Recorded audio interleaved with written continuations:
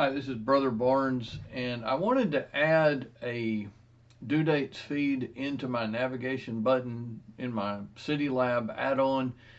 This is possibly going to change here before too long, but the nuts and bolts of the City Lab is not what I'm getting to.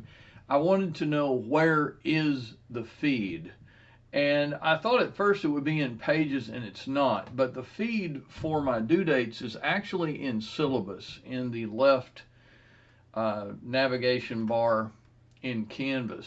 As you can see, this gives the due dates. And so I want to copy this, copy that, and then I want to go back, not to modules, excuse me. I want to go home, and then I want to click edit.